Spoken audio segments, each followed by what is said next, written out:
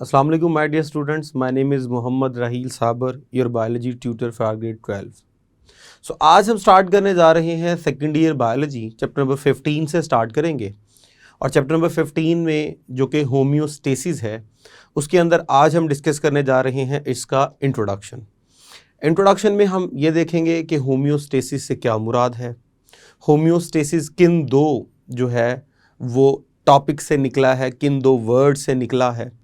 इसके अंदर हम ये भी देखेंगे कि what is the importance of homeostasis, और साथ ही साथ होम्योस्टेसिस के अंदर जो सब डिवीजन्स हैं, यानी ऑस्मो रेगुलेशन से क्या मुराद है, थर्मो रेगुलेशन से क्या मुराद है, एक्सक्रीशन से क्या मुराद है, कंट्रोल सिस्टम से क्या मुराद है, ये तमाम चीज़ें आज के लेक्चर में हम कवर करेंगे। तो आइए इन तमाम चीज़ों को सीखने के लिए चलते हैं लाइट बोर्ड की तरफ। बिस्मिल्लाहिर्रहमानिर्रहीम। माय नेम इज़ मोहम्मद राहील साबर, योर बायोलॉजी टीचर। आज हम स्टार्ट करने जा रहे हैं second year biology chapter number 15। Chapter का नेम है होम्योस्टेसिस और लेक्चर है हमारा 15.1। तो आइए जी स्टार्ट करते हैं with the introduction. So first हमें देखना है व्हाट इज़ होम्योस्टेसिस, जो कि चैप्टर का नेम भी है, होम्योस्टेसिस। आइए ज़रा इस वर्ड को समझने की कोशिश करते हैं। अगर मैं इस एक वर्ड को स्प्लिट करूं तो ये मेरे पास दो फर्दर वर्ड्स देगा। एक है मेरे पास होम्यो और दूसरा वर्ड है मेरे पास स्टेसिस। ये दो वर्ड हमें निकलते हैं इस एक वर्ड से। अगर मैं इसको फर्दर एक्सप्लेन करूं तो होम्यो का जो हमारे पास मीनिंग निकलता है वो निकलता है सेम, और हमारे पास स्टेसिस का जो मीनिंग निकलता है वो ये वर्ड है स्टेट से, और स्टेट के लिए हम वर्ड यूज करते हैं कंडीशन। अब इस पूरे वर्ड को अगर मैं एक्सप्लेन करूं तो मेरे पास कुछ ये निकलेगा कि होम्योस्टेसिस इज सेम कंडीशन। तो ये वर्ड हमें ये मीनिंग दे रहा है कि होम्योस्टेसिस मीन सेम कंडीशंस। अगर सेम कंडीशन को मैं फर्दर थोड़ा मजीद एलैबोरेट करूं या थोड़ा और आसान करूं तो मैं यहां पे ये भी कह सकता हूं कि कांस्टेंट कंडीशन। सो होम्योस्टेसिस का वर्ड हमें जो बता रहा है उसका हमारे पास जो मतलब निकल रहा है वो निकल रहा है कांस्टेंट कंडीशन। सो होम्योस्टेसिस कह रहा है कांस्टेंट कंडीशन। आइए जरा मजीद इसको देखते हैं कि कांस्टेंट कंडीशन से क्या मुराद है। अगर मैं स्टेट की तरफ जाऊं, कंडीशन की तरफ जाऊं, तो आइए जरा देखते हैं वर्ड स्टेट को। तो स्टूडेंट हमारे पास जो स्टेट है ये दो तरह की होती है with respect to living organism, क्योंकि हम बायोलॉजी को डिस्कस कर रहे हैं और बायोलॉजी का जो मेन पर्पस होता है वो होता है लिविंग ऑर्गेनिजम्स को डिस्कस करना। अगर हम बॉडी के लिहाज से, लिविंग ऑर्गेनिज्म के लिहाज से देखें तो हमारे पास ये जो स्टेट का वर्ड है ये दो तरह की स्टेट देता है। एक जिसे हम कह सकते हैं एक्सटर्नल स्टेट और एक जिसे हम कह सकते हैं इंटरनल स्टेट। मैं फिर बताता चलूं कि ये जो हम स्टेट्स डिस्कस कर रहे हैं ये हम कर रहे हैं विद रिस्पेक्ट टू बॉडी। तो हमारी बॉडी के लिहाज से दो स्टेट हमारे पास बनती हैं, एक बॉडी की जो इंटरनल स्टेट है और एक बॉडी की जो एक्सटर्नल स्टेट है। अगर हम बॉडी की एक्सटर्नल स्टेट देखें तो इसके लिए हम ये भी कह सकते हैं कि ये बॉडी का एक्सटर्नल एनवायरनमेंट है, एक्सटर्नल एनवायरनमेंट। और जब हम बात करेंगे इंटरनल की तो ये बॉडी का होगा इंटरनल एनवायरनमेंट। तो अगर हम एक्सटर्नल एनवायरनमेंट के लिहाज से बात करें जो कि बॉडी का एक्सटर्नल एनवायरनमेंट है, तो याद रखिएगा ये हमारे कंट्रोल में नहीं होता। तो मैं यहां पे लिख रहा हूं नॉट इन कंट्रोल। हां, अगर हम बॉडी के इंटरनल एनवायरनमेंट की बात करें तो ये होता है इन आवर कंट्रोल। तो इन आवर कंट्रोल, ये हमारे कंट्रोल में होगा। तो अब कंडीशंस हमें ये बता रही हैं कि एक बॉडी का एक्सटर्नल एनवायरनमेंट है, एक बॉडी का इंटरनल एनवायरनमेंट है। बॉडी का जो एक्सटर्नल एनवायरनमेंट है ये हमारे कंट्रोल में नहीं होता, जो बॉडी का इंटरनल एनवायरनमेंट है ये हमारे कंट्रोल में होता है। अब ये जो एक्सटर्नल एनवायरनमेंट है ये हमारे कंट्रोल में नहीं होगा, तो इसलिए इसमें अच्छी खासी चेंजिंग्स होती हैं और बहुत ज्यादा चेंज होती है। और अगर हम इंटरनल एनवायरनमेंट की बात करें तो ये हमारे कंट्रोल में होता है। हमारी बॉडी का एक करैक्टर है कि वो अपने इंटरनल एनवायरनमेंट को कंट्रोल करके रखता है, उसकी कोशिश होती है ये चेंज ना हो, क्योंकि हमारी बॉडी में मेटाबॉलिज्म हो रहा है, बेशुमार केमिकल रिएक्शंस हो रहे हैं, बेशुमार एंजाइम्स एक्टिव हैं, वो एक स्पेसिफिक पीएच पे, एक स्पेसिफिक टेम्परेचर पे, स्पेसिफिक कंडीशंस पे अपना काम कर रहे हैं। अगर इंटरनल एनवायरनमेंट चेंज हो गया, इसका मतलब ये हुआ कि बॉडी के अंदर टेम्परेचर चेंज हो गया, पीएच लेवल चेंज हो गया, वाटर कंटेंट चेंज हो गया, कोई साल्ट कम ज्यादा हो गया, तो उसकी वजह से बॉडी का मेटाबॉलिज्म जो है वो बहुत ज्यादा डिस्टर्ब होगा, एंजाइम्स डीनेचर हो सकते हैं और सारे का सारा जो इंटरनल एनवायरनमेंट है और इंटरनल मैकेनिज्म है वो खराब हो जाएगा। इसलिए कोशिश रखी जाती है कि अपने इंटरनल एनवायरनमेंट को कंट्रोल किया जाए, जबकि एक्सटर्नल एनवायरनमेंट बहुत ज्यादा चेंज होता है, इंटरनल एनवायरनमेंट चेंज नहीं होता। हाँ, अभी थोड़ा आगे जाके मैं इस बात पे भी बहस करूंगा कि चेंज जो नहीं होता उससे क्या मुराद है। अभी हम सिर्फ इस बात को डिस्कस कर रहे हैं कि चेंज नहीं होता। आइए जरा इसके मुताबिक अब हम डेफिनेशन बनाने की कोशिश करते हैं। तो डेफिनेशन हमारे पास होम्योस्टेसिस की कुछ इस तरह से बनती है कि to maintain the internal environment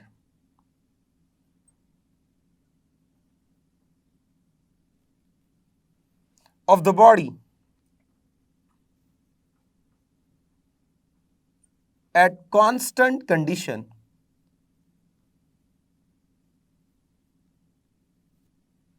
regardless the change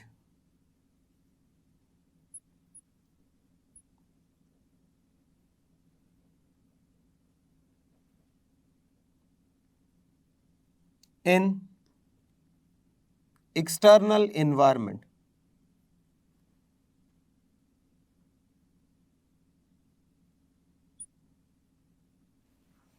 So to maintain the internal environment of the body at constant condition regardless the change in external environment, तो external environment में जितना मर्जी चेंज होता रहे, बॉडी का अपना इंटरनल एनवायरनमेंट मेंटेन रखना, constant रखना, चेंज ना होने देना, ये हमारे पास होम्योस्टेसिस कहलाता है।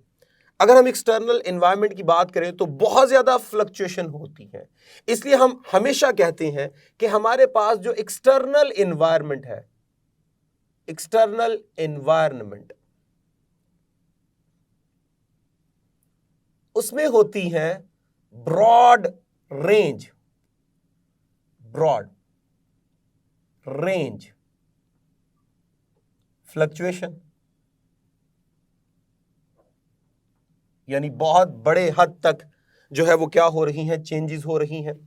लेकिन इसी तरह अगर हम अपने इंटरनल एनवायरनमेंट की बात करें तो अभी मैंने लिखा था कि वो रहता है कांस्टेंट। अब जरा इस बात को समझने की कोशिश करते हैं कि कांस्टेंट क्या कांस्टेंट ही रहेगा, तो यहां मैं एक वर्ड लिख रहा हूं, नैरो रेंज और सेम फ्लक्चुएशन। अब यहां पे जरा ये बात समझने की कोशिश कीजिएगा, यहां जो मैंने वर्ड लिखा था कांस्टेंट, बायोलॉजी में यहां पे जब हम होम्योस्टेसिस के लिए वो वर्ड यूज करेंगे तो कांस्टेंट का मतलब कभी भी हम फिक्स नहीं कंसीडर करते। सो यहां एक बात याद रखिएगा कि ये जो वर्ड मैंने कांस्टेंट का यहां पे यूज किया था, ये कभी भी आप इसको फिक्स के अंदर कंसीडर नहीं करेंगे, कि ऐसा नहीं है कि ये बिल्कुल फिक्स है, चेंज हो ही नहीं सकता। हाँ, कांस्टेंट यहां पे कुछ इन मीनिंग्स में आ रहा है कि थोड़ा सा चेंज जरूर आएगा, लेकिन वो इतना थोड़ा होता है कि वो निग्लेक्ट हो जाता है, वो इग्नोर हो जाता है। मिसाल के तौर पे हमारी बॉडी का जो टेम्परेचर होता है वो 37 डिग्री सेंटीग्रेड होता है। अब एक्सटर्नल एनवायरनमेंट में जब टेम्परेचर चेंज होता है तो वो 50s में भी पहुंच जाता है, और कभी कभी ऐसा भी होता है कि वो 0 पे भी आ जाता है, माइनस में भी चला जाता है। लेकिन वो जो एक्सट्रीम या ये जो ब्रॉड रेंज एक्सटर्नल टेम्परेचर है, ये हमारी बॉडी पे कभी भी इतना ज्यादा अफेक्ट नहीं डाल पाता कि बॉडी में बहुत बड़ा चेंज आ जाए। बॉडी बड़ा भी चेंज करेगी तो 37 से बढ़ के अपने आप को 38 पे ले आएगी, बड़ा भी कम करेगी तो 37 से गिरकर 36 पे आ जाएगी। तो बॉडी ने जो टेम्परेचर में चेंज किया है वो बिल्कुल नैरो है, बहुत थोड़ा सा है। अब जब वो बहुत थोड़ा सा है तो हम उसको कंसीडर कर लेते हैं कि ये कांस्टेंट है, हम इसे इग्नोर कर लेते हैं। तो इसका मतलब ये हुआ कि बॉडी की इंटरनल स्टेट में चेंज आएगा, लेकिन वो इतना चेंज आएगा कि वो इग्नोरेबल होगा। तो इसी तरह यहां पे ये डेफिनेशन क्लियर हुई कि बॉडी के एक्सटर्नल एनवायरनमेंट में जो ब्रॉड रेंज चेंजेस हो रही हैं, जो बहुत ज्यादा हार्मफुल भी हो सकती हैं, बॉडी अपने आप को बचाने के लिए जब अपने अंदर थोड़ा सा चेंज लाएगी तो उसको हम कहते हैं होम्योस्टेसिस। तो डेफिनेशन कुछ इस तरह से भी हो सकती है कि बॉडी का अपने एक्सटर्नल जो ब्रॉड रेंज फ्लक्चुएशन है, जो बॉडी के लिए हार्मफुल है, उनसे प्रोटेक्ट करने के लिए जो नैरो रेंज चेंजेस होंगी उसे भी हम क्या कहते हैं, होम्योस्टेसिस। तो बेसिकली होम्योस्टेसिस एक प्रोटेक्शन वाला मैकेनिज्म है जो बॉडी को प्रोटेक्ट करता है against the harmful fluctuation in the external environment.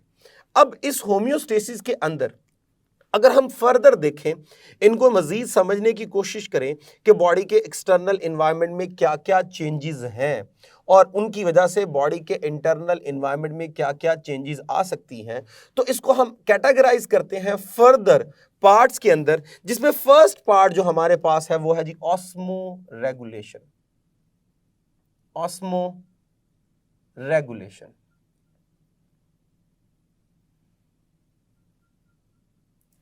आइए जरा इसको समझने की कोशिश करते हैं। What is osmoregulation? So osmoregulation means to maintain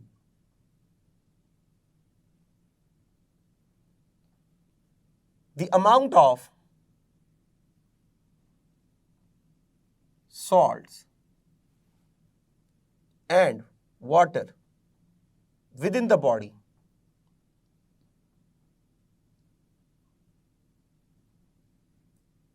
in constant range।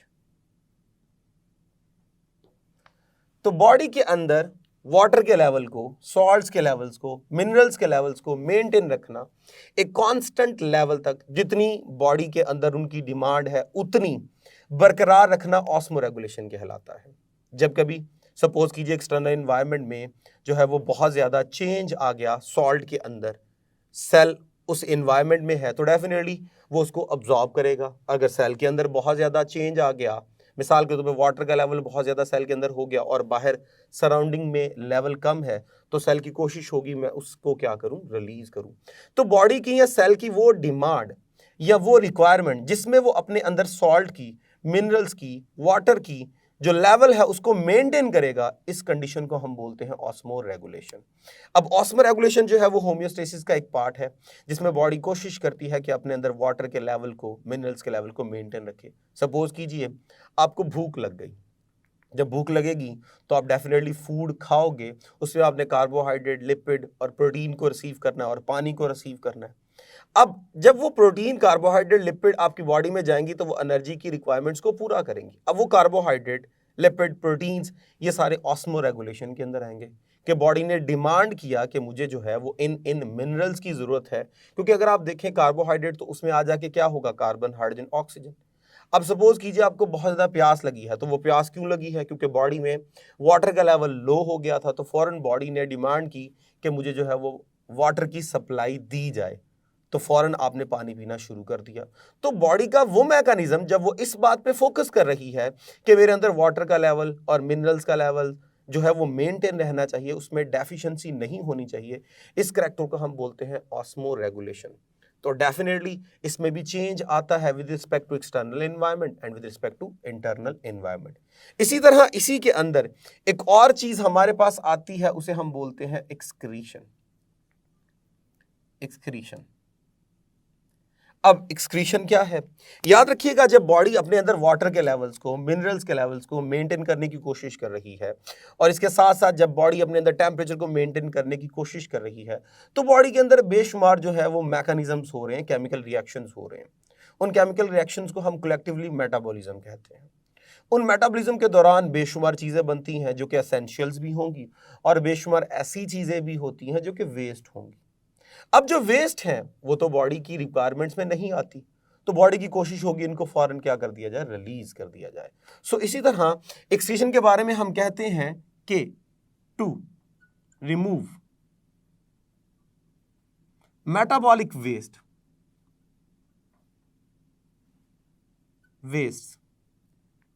From the body. तो बॉडी में से मेटाबॉलिक वेस्ट को, यानी वो तमाम सब्सटेंसेस या वो तमाम जो है वो चीजें जो कि बनती हैं on the base of metabolism, उनको बॉडी से रिमूव करना हमारे पास क्या कहलाता है, एक्सक्रीशन कहलाता है। और याद रखिएगा, एक्सक्रीशन में जब हम बात करते हैं तो मोस्टली ये नाइट्रोजनस वेस्ट होते हैं, नाइट्रोजन कंटेनिंग कंपाउंड्स होते हैं जो कि बनाए जाते हैं, और फिर इनको बॉडी से क्या किया जाता है, रिलीज किया जाता है। अगर हम फर्दर देखें तो हमारे पास जो तीसरी चीज यहां पे आती है, ये हमारे पास पॉइंट 1 था, ये हमारे पास पॉइंट 2 था, जो डिस्कस हो रहा था होम्योस्टेसिस के अंदर कि बॉडी अपने अंदर क्या क्या मेंटेन रखती है। थर्ड वन जो हमारे पास है वो है जी thermoregulation.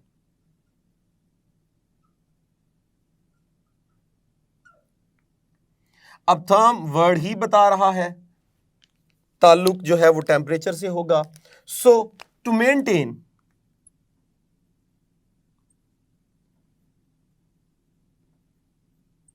The body temperature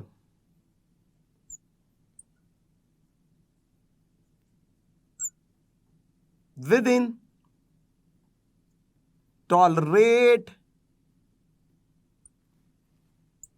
able range.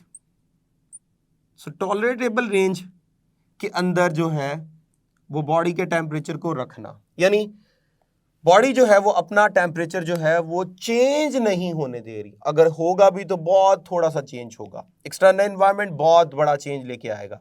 Suppose external environment जो है वो 35 पे चला गया, 36 पे चला गया, 37 पे चला गया, इवन 40 पे चला गया। और कभी कभी तो ऐसा होता है कि बहुत ज़्यादा टेम्परेचर बढ़ने पर टेम्परेचर 50 में भी चला जाता है, तो उस वक्त भी बॉडी अपना टेम्परेचर जो है वो 37 डिग्री सेंटीग्रेड मेंटेन रखती है। हाँ, बड़ा भी अगर ये फ्लक्चुएट करेगी बॉडी तो वो चली जाएगी 38 डिग्री सेंटीग्रेड पे। और अगर एक्सटर्नल एनवायरनमेंट में टेम्परेचर बहुत ज़्यादा लो हो गया, सपोज जो है वो 0 पे चला गया, माइनस पे चला गया, तब भी ऐसा होगा कि बॉडी अपना बड़ा भी चेंज लेके आएगी, तो वो 36.1 36.2 डिग्री सेंटीग्रेड पे चली जाएगी। तो चेक कर लीजिए, बहुत थोड़ा सा चेंज आया। इसलिए जब थोड़ा सा चेंज आता है तो हम उसको फौरन कहते हैं कि ये नैरो रेंज चेंज है, नैरो रेंज चेंज है। जब ये नैरो रेंज चेंज है तो ये निग्लेक्ट हो जाता है। इसलिए हम कंसीडर करते हैं कि बॉडी जो है वो अपना इंटरनल क्या रखती है, कांस्टेंट रखती है। तो अब हमारी बॉडी में अगर हम क्लासिफाई करें होम्योस्टेसिस को, तो हम क्लासिफाई कर सकते हैं कि बॉडी के अंदर वाटर को, मिनरल्स को, सॉल्ट्स को और टेम्परेचर को एक कांस्टेंट लेवल पे रखना, चेंज ना आने देना, क्या कहलाता है, हमारे पास होम्योस्टेसिस कहलाता है। और इन शॉर्ट अगर हम ये देखें कि बॉडी के इंटरनल स्टेट को कांस्टेंट रखना, एक्सटर्नल स्टेट के बिहाफ पर और एक्सटर्नल स्टेट के अंदर चेंज आने पर, तो वो भी हमारे पास क्या कंसीडर होता है, होम्योस्टेसिस कंसीडर होता है। अब होम्योस्टेसिस में जब हम वाटर और मिनरल्स का लेवल देख रहे हैं तब वो ऑस्मो रेगुलेशन होगा, और जो हमारी बॉडी में मेटाबॉलिज्म की वजह से वेस्ट बन रहा है जो कि हमारी बॉडी को नहीं चाहिए, बॉडी उसको रिलीज करेगी, वो एक्सक्रीशन कहलाता है। और इसी दौरान जब बॉडी अपनी अंदर जो है वो टेम्परेचर को मेंटेन करने की कोशिश कर रही है, जब एक्सटर्नल एनवायरनमेंट में बहुत ब्रॉड रेंज चेंज आ रहा है, तो उस दौरान बॉडी का अपना इंटरनल टेम्परेचर भी कांस्टेंट रखना या नैरो रेंज के अंदर फ्लक्चुएट करवाना, वो हमारे पास क्या कहलाता है, थर्मो रेगुलेशन कहलाता है। तो अभी तक ये जो है ऑस्मोरेगुलेशन, एक्सक्रीशन, थर्मोरेगुलेशन और होम्योस्टेसिस, ये 4 डेफिनेशन हमने यहाँ पे क्या की है, कवर की है। अब मैंने कहा कि इंटरनल और एक्सटर्नल ये 2 एनवायरनमेंट है। सपोज कीजिए ये जो मैं आपके सामने एक छोटी सी डायग्राम बना के रखी हुई है, ये सपोज कर लीजिए मैं कहता हूँ ये आपकी बॉडी का जो है व्यू है एक, तो ये एक ऑर्गेनिज्मिक लेवल है।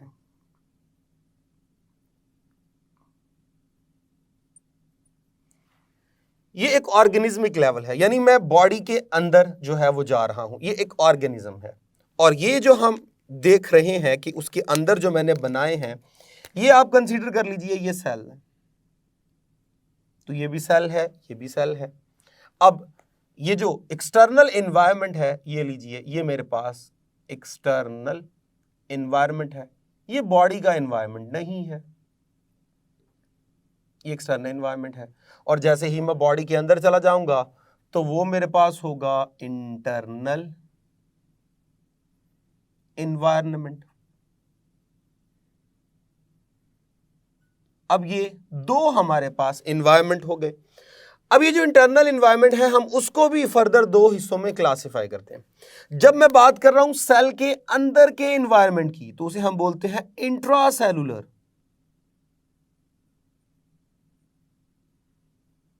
एनवायरनमेंट। अब ये सेल के अंदर का है। और जब हम बॉडी के अंदर बात कर रहे हैं सेल्स के दरमियान, तो वो हमारे पास कंसीडर होता है एक्स्ट्रा सेलुलर एनवायरनमेंट। अब ये देखिए जी, यहां पे मैं कहता हूं जी ये एक चेंज आया, बहुत बड़ा चेंज। वो आप टेम्परेचर में चेंज देख लीजिए, वो आप सपोज कर लीजिए water level, salt level, minerals level, किसी में भी बहुत बड़ा चेंज आ गया। तो ये जो चेंज है आप देख लीजिए, अच्छा खासा, मैं कहता हूं जी एक ब्रॉड रेंज चेंज है। अब बॉडी के अंदर ये जो एक छोटा सा आपको कंपोनेंट नजर आ रहा है, इस कंपोनेंट को हम बोलते हैं कि ये बॉडी का कंट्रोल सिस्टम है।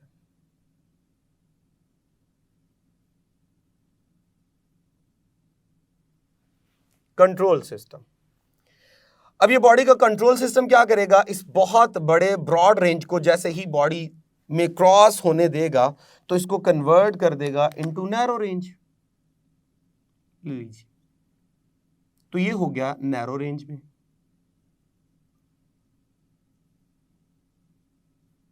नैरो रेंज में हो गया। और यही चेंज जब सेलुलर लेवल पे गुजरेगा, तो सेलुलर लेवल पे गुजरने के बाद उसका कंट्रोल सिस्टम इसको मजीद क्या कर देगा, और छोटा और कम।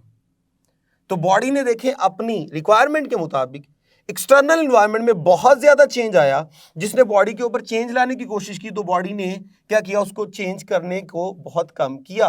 और जब वो सेलुलर लेवल पे गया तो मजीद चेंज बहुत ज्यादा क्या कर दिया गया, छोटा कर दिया गया।